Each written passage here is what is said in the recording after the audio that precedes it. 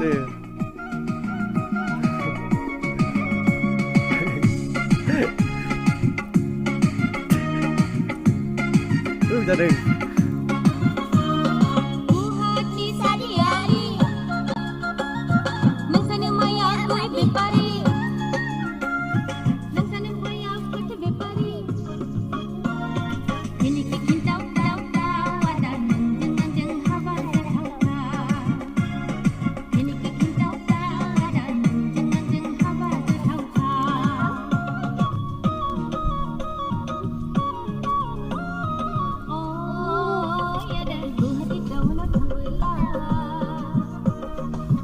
Dapat datang pesan kau istilah di mana nih?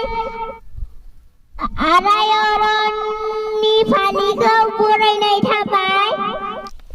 Jangan dana istilah video takai pasal yang mun video takai nih. Dan tengah film sigau. Dan apa pun apa istilah bondo sigau.